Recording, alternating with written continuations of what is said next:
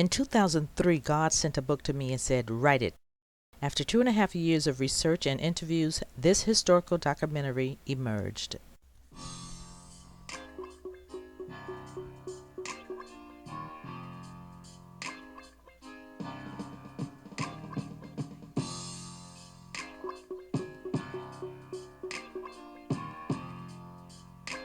In 1940, a small town was born in unincorporated Broward County by the name of Carver Ranches.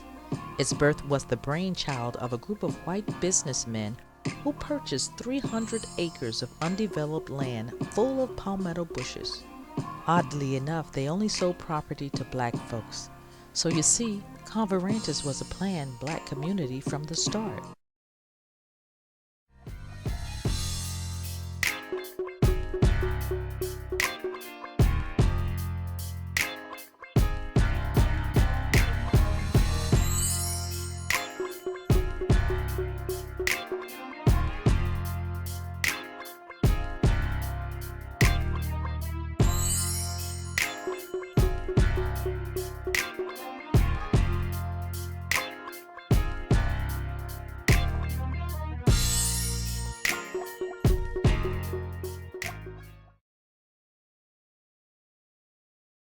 One Sunday afternoon,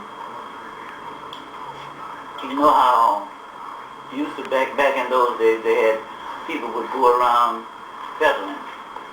So this man came to our door, knocked on our door, and his name was Mr. Foster. I didn't know his real first name, but anyway, Mr. Foster is all I knew.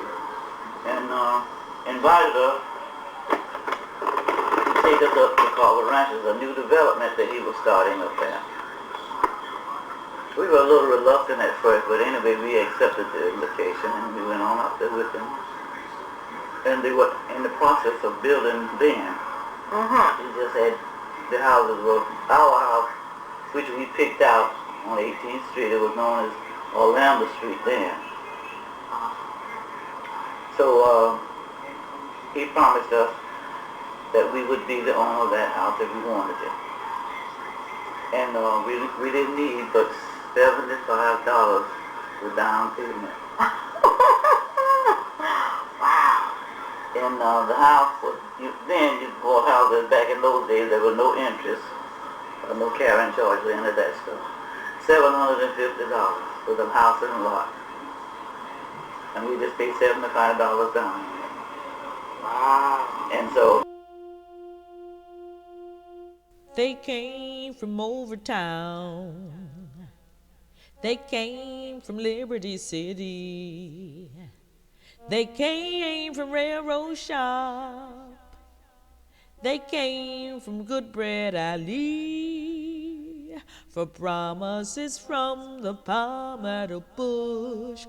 Promises from the Palmetto bush. Walter and Easter Robinson fought to get school transportation for the children.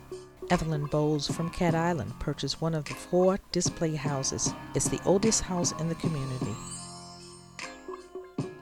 Her son, Theodore Lucky Strong, became owner of the building that was the popular juke joint, Kokomo Joe's.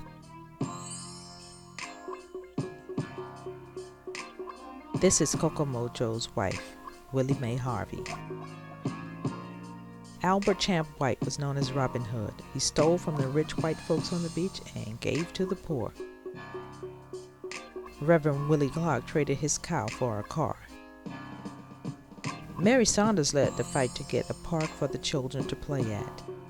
John Howard Adams was forced to sell his hog farm in Otis to make way for Aventura. His son George gave a detailed account of making moonshine. A.B. and Sarah Days started their dry cleaning business in 1953. It's the oldest business in the community, operated by their son, Ricky. Jerry Gray made millions from the salvage business. If he didn't have it, you didn't need it. Annie Mae Brown ran a little grocery store for years. She died in 2008 at age 103.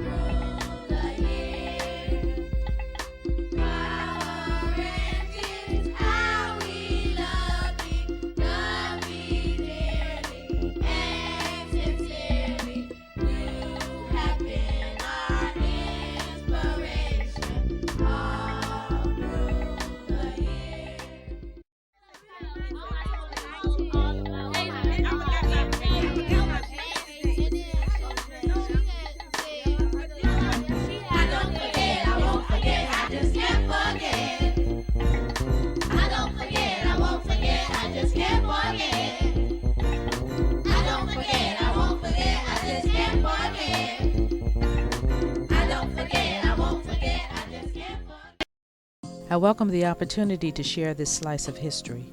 Let me edutain your organization through photo display, reading excerpts from the book, a slide presentation, question answer, and a sharing session, exhibiting historical artifacts, and definitely through song.